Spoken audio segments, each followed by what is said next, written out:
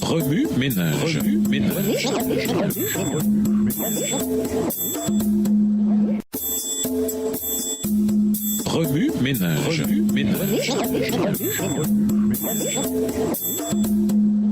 Bienvenue dans votre émission. Remue ménage. Nous voilà à la leçon 10, enfant de la promesse. Ainsi Dieu a pitié de qui il veut et il incite qui il veut à s'obstiner. Romains 9, le verset 18. Même si Dieu a choisi un groupe spécifique de gens pour qu'ils soient appelés son peuple, cela ne signifie pas que tous les autres peuples sont rejetés.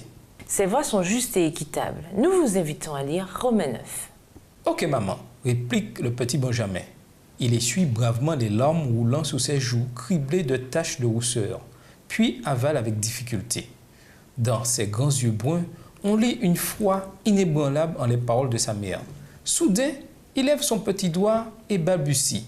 « Promesse d'auriculaire, maman ?»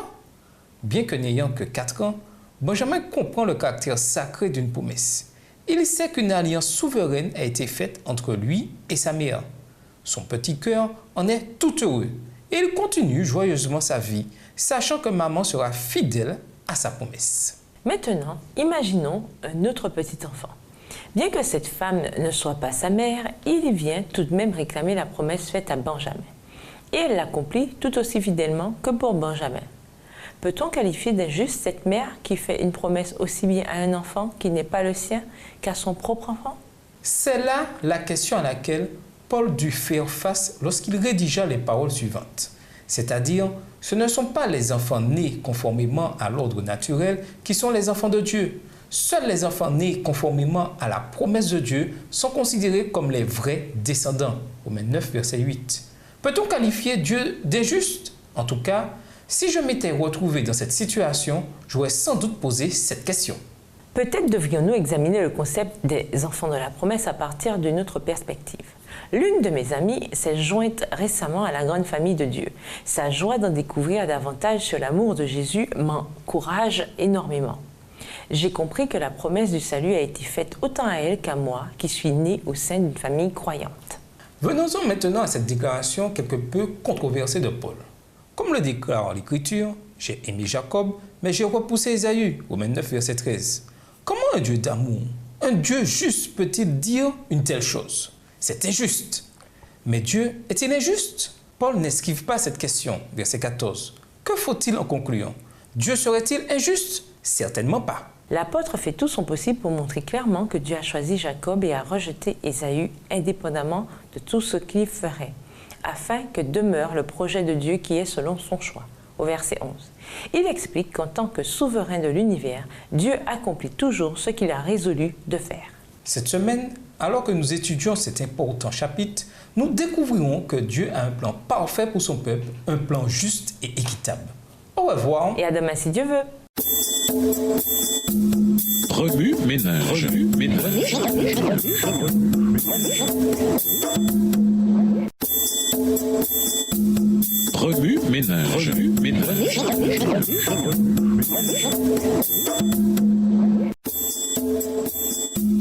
Remue ménage. Remue ménage.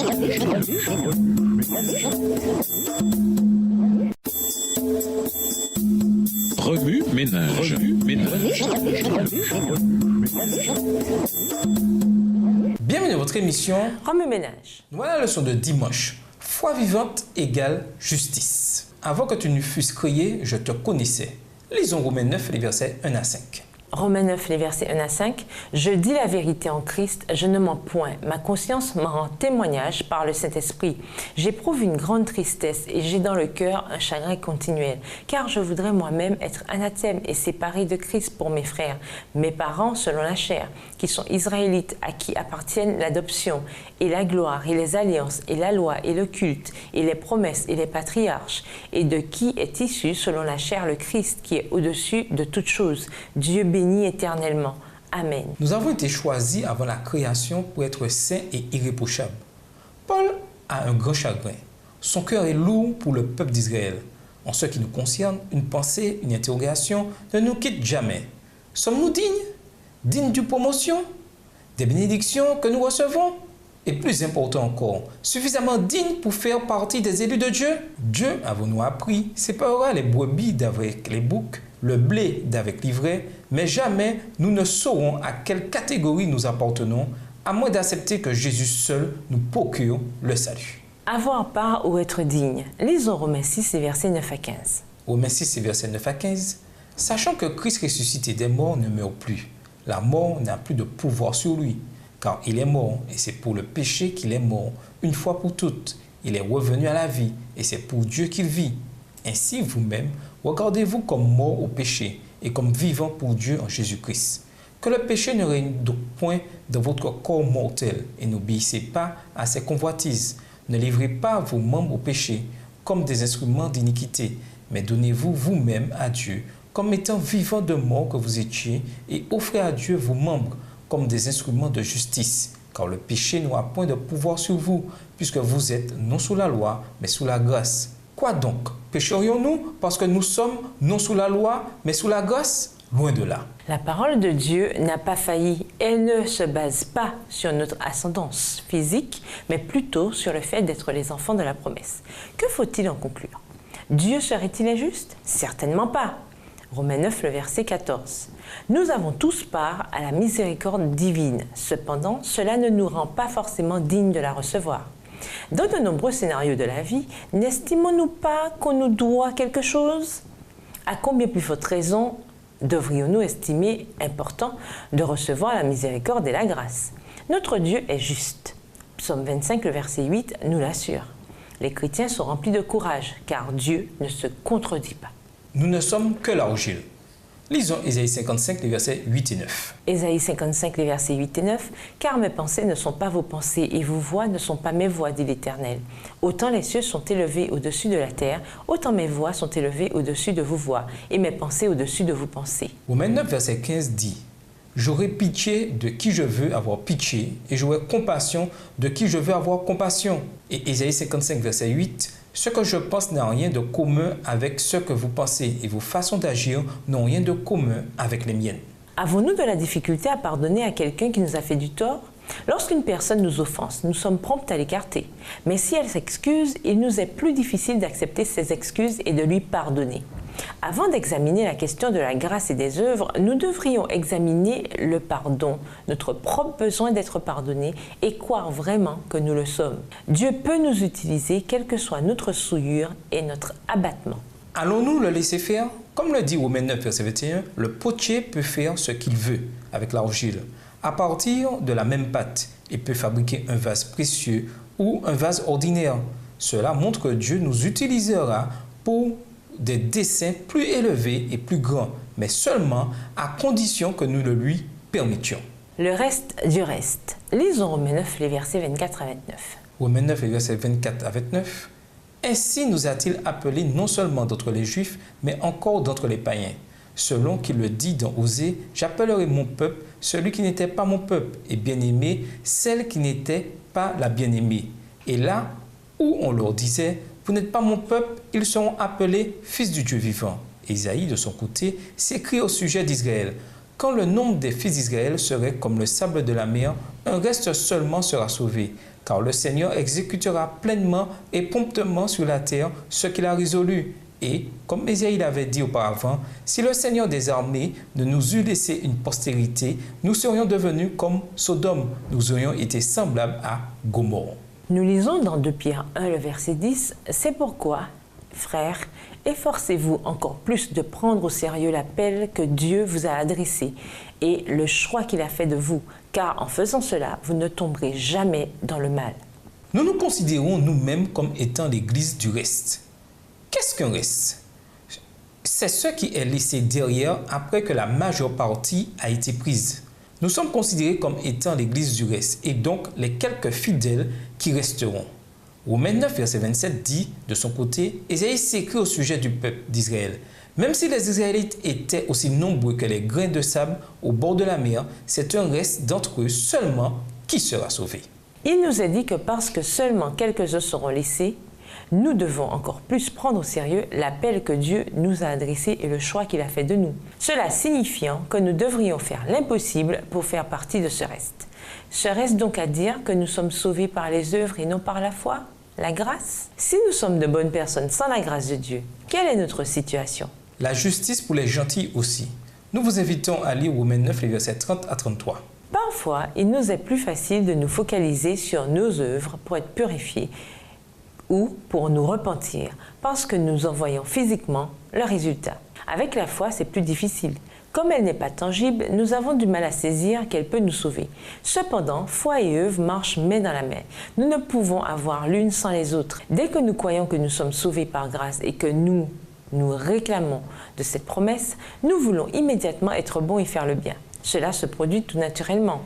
Ce n'est pas un processus par lequel on se dit « Ok, maintenant que le volet spirituel est réglé, je vais m'occuper des œuvres.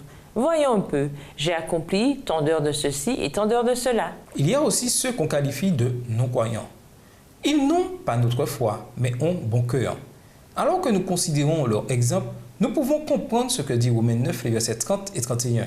Des gens d'autres nations qui ne cherchaient pas à se rendre justes devant Dieu ont été rendus justes à ses yeux par la foi. Le verset 32 explique ce raisonnement. Parce qu'ils ne cherchaient pas à être agréables à Dieu par la foi, ils pensaient l'être par leurs actions. Ils se sont heurtés à la pierre qui fait trébucher. Remue-ménage. Est-il légitime de nous sentir meilleurs que les non-croyants parce que nous avons été sauvés? Comment éviter de ne pas tomber dans le piège de la bataille mentale entre les œuvres et la foi? Au revoir. Et à demain si Dieu veut. Remue-ménage. Remue-ménage.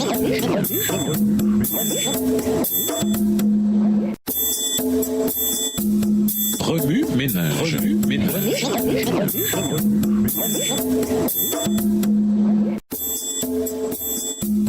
Remue-ménage.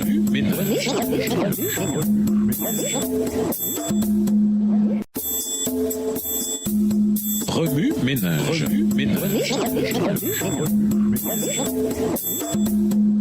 Bienvenue dans votre émission. Remue-ménage. Nous voilà à la leçon de lundi, une police d'assurance.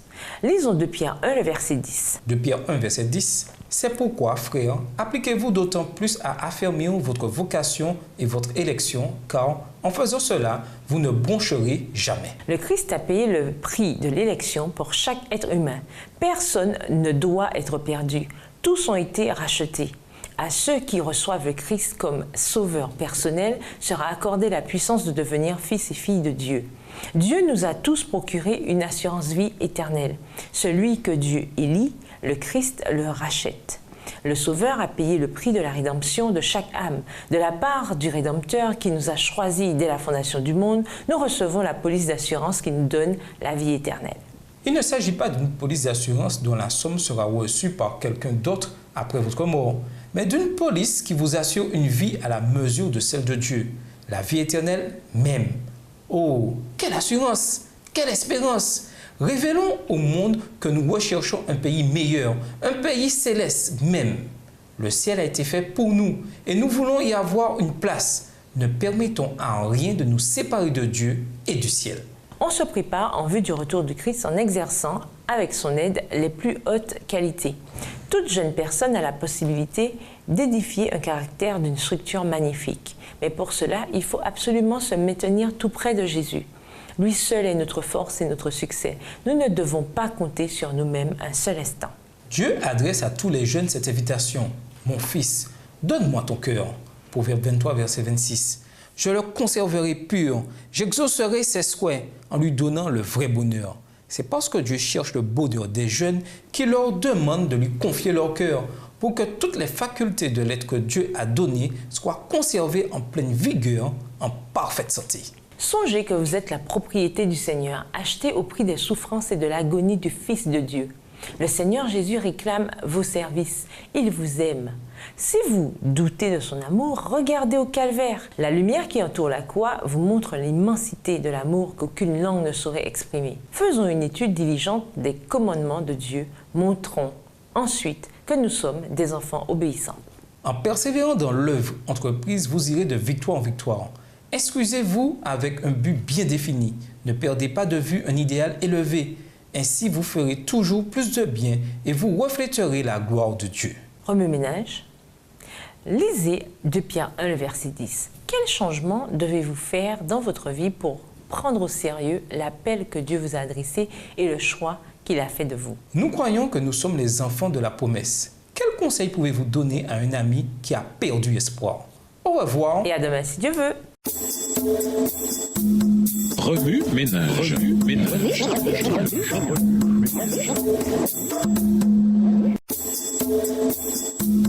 Remue ménage. Remue ménage.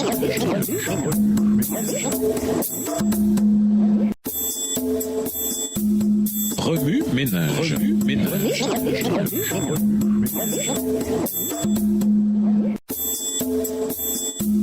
Remue ménage. Remue ménage. Bienvenue dans notre émission Remue-ménage. Voilà la leçon de mardi. Chaque jour est le jour J. Lisons Éphésiens 1, les versets 4 et 5. Éphésiens 1, les versets 4 et 5. En lui, Dieu nous a élus avant la fondation du monde pour que nous soyons saints et irrépréhensibles devant lui, nous ayant prédestinés dans son amour à être ses enfants d'adoption par Jésus-Christ selon le bon plaisir de sa volonté. Enfant, je n'ai jamais excellé en sport. Rien d'étonnant à ce que j'ai été presque toujours le dernier à être choisi pour l'équipe de foot. Lors d'un match, je ne savais que faire. J'avais beaucoup ouïe d'un bout à l'autre du terrain, mon pied n'arrivait jamais à toucher le ballon. Maintenant que je suis plus vieux et à la retraite et que mon rêve d'être un joueur de foot ne s'est pas réalisé, il m'arrive parfois de ressentir la même chose sur le terrain spirituel. Suis-je le dernier à être choisi pour accomplir l'œuvre de Dieu? Je veux indéniablement faire de l'évangélisation et témoigner. Mais je me demande si je passe encore pour cet enfant trop zélé qui court dans tous les sens sans savoir ce qu'il fait. Éphésiens 1, le verset 4 dit « Avant la création du monde, Dieu nous avait déjà choisis pour être siens par le Christ, afin que nous soyons saints et sans défaut à ses yeux. » En tant qu'adventistes, nous pouvons proclamer avec confiance que Dieu nous a choisis pour faire partie de son équipe. Le rôle qu'il nous y donne à jouer correspond aux compétences dont il nous a bénis individuellement. Luc 9, le verset 23, fait la liste des conditions préalables pour faire partie de son équipe. Si quelqu'un veut venir avec moi, qu'il cesse de penser à lui-même, qu'il porte sa croix chaque jour et me suive. Dans la vie chrétienne, le renoncement à soi-même n'est pas optionnel. C'est là la réalité de la nouvelle naissance. Nul ne peut venir au Christ à moins d'accepter que son ancienne vie soit quotidiennement crucifiée avec le Christ et de commencer chaque journée en lui obéissant. Tout comme Dieu nous a choisis, nous devons nous aussi choisir de le suivre chaque jour. Quelle façon étonnante de voir les choses! Nous avons tous les matins l'occasion d'être la version nouvelle et améliorée de nous-mêmes. Lorsque le Christ habite en nous, nous sommes automatiquement équipés des compétences nécessaires pour notre vie spirituelle et physique. Tout comme une équipe se compose de différents joueurs aux rôles différents, il en va de même d'une équipe spirituelle. Certains témoignent, d'autres prêchent, certains prient, d'autres aident. Une équipe spirituelle efficace se compose de membres ayant un seul et même but, celui du Maître. Remue-ménage, nous sommes tous choisis par Dieu. Est-ce à dire que nous sommes automatiquement sauvés? Et le libre arbitre dans tout ça? Et si vous ne voulez pas être choisi? Est-ce que renoncer à soi-même veut simplement dire abandonner notre nature charnelle ou bien changer nos goûts afin de ne plus soupirer après les choses charnelles? Souvenez-vous de la femme de Lot. Même si elle avait quitté la ville, son cœur était encore à Sodome. Que pouvons-nous apprendre d'elle? Au revoir. Et à demain si Dieu veut. Remue ménage. Remue ménage.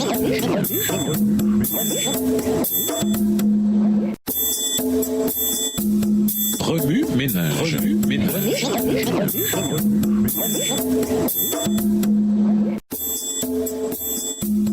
Remue ménage. Remue ménage.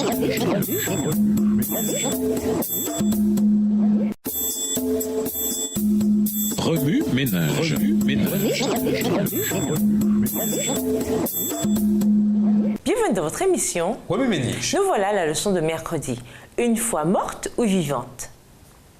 Lisons Jacques 2, le verset 26. Jacques 2, verset 26. Comme le corps sans âme est mort, de même la foi sans les œuvres est morte.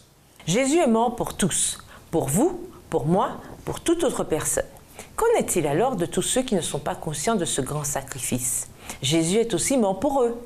N'est-ce pas merveilleux? Le choix du salut nous appartient. Voulons-nous accepter Dieu dans notre vie ainsi que son don du salut? En fait, c'est exactement ce qu'est le salut, un don. Un don, c'est quelque chose que nous recevons alors que nous n'avons rien fait pour le mériter. C'est donc par la foi dans le plan du salut que nous sommes sauvés, n'est-ce pas? Mais quand on y pense, de quelle foi s'agit-il? Jacques 2, verset 26 explique. En effet, de même que le corps sans le souffle de vie est mort, de même la foi sans les actes est morte. Je ne sais pas en ce qui vous concerne, mais moi, je préfère être en vie.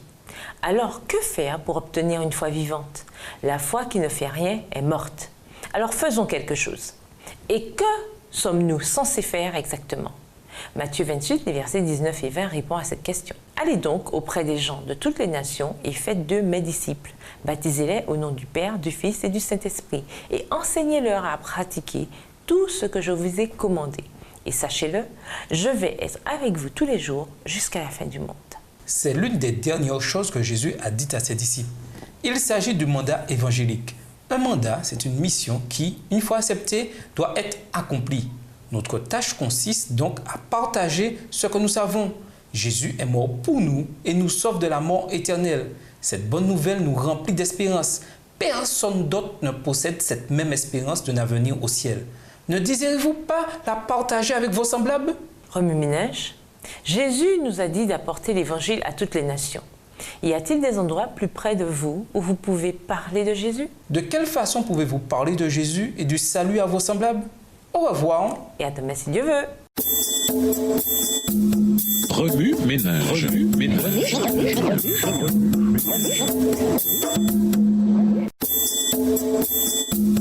Remue-ménage. Remue-ménage.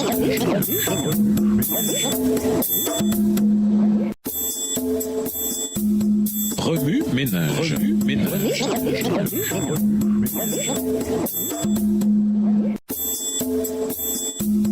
Remue-ménage. Remue-ménage. Bienvenue à votre émission Remue-ménage. Voilà la leçon de jeudi. Élu, choisi, mais jamais rejeté. Lisons Éphésiens 1, verset 4. Éphésiens 1, le verset 4. En lui, Dieu nous a élus avant la fondation du monde pour que nous soyons saints et irrépréhensibles devant lui. Nous sommes nombreux à croire que la vie que nous menons est supérieure à celle des autres. Une telle conviction entraîne une séparation. Nous parlons de nous et d'eux. Voilà qui est étrange. Ne faisons-nous pas plus partie de l'humanité?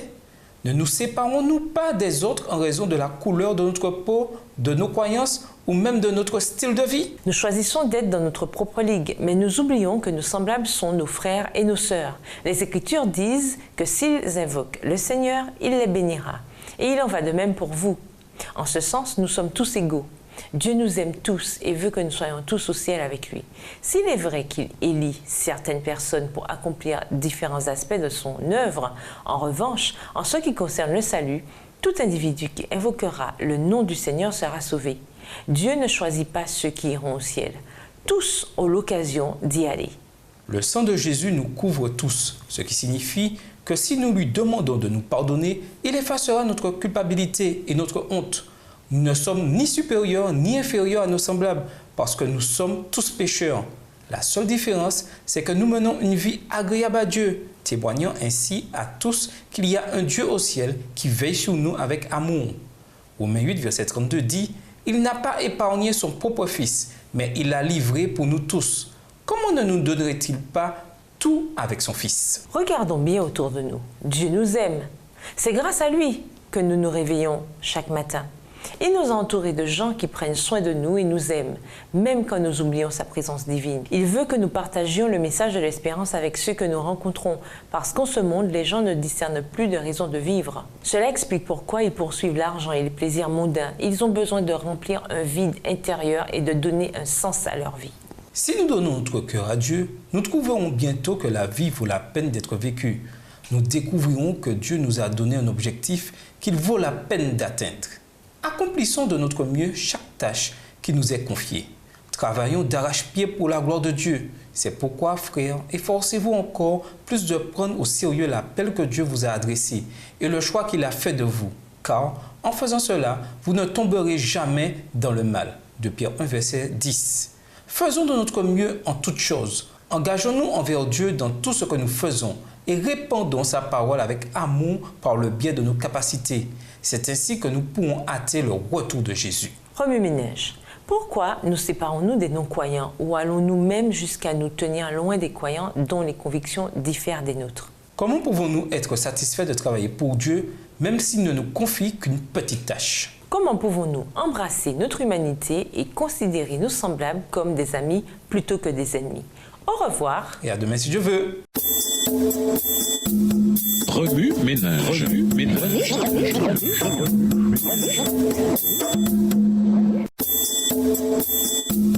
Remue-ménage. Remue-ménage.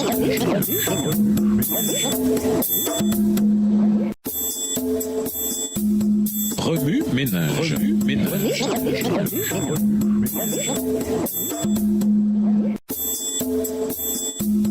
Remue-ménage. Remue-ménage. Bienvenue dans votre émission. Remue-ménage. Nous voilà à la leçon de vendredi, une sagesse mystérieuse. Lisons Exode 19, le verset 6. Exode 19, verset 6. Vous serez pour moi un royaume de sacrificateurs et une nation sainte.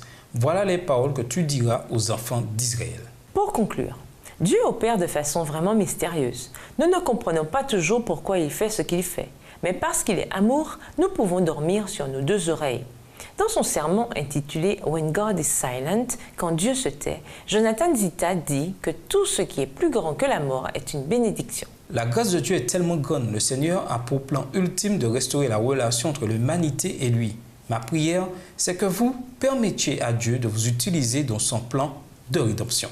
Coffre aux idées, dessinez ou écrivez de façon créative Ésaïe 55, versets 8 et 9.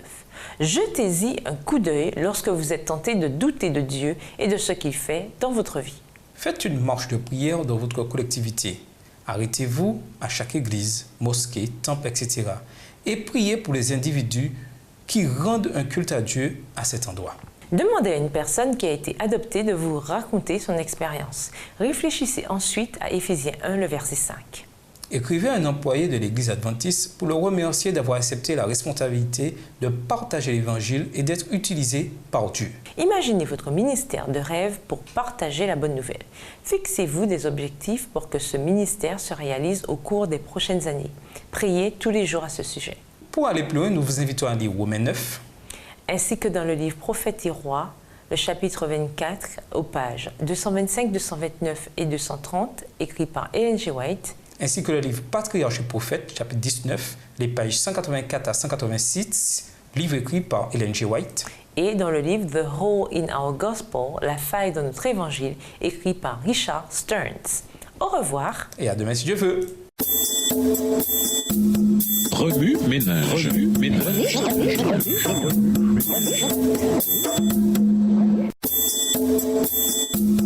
Remue-ménage. Remue-ménage.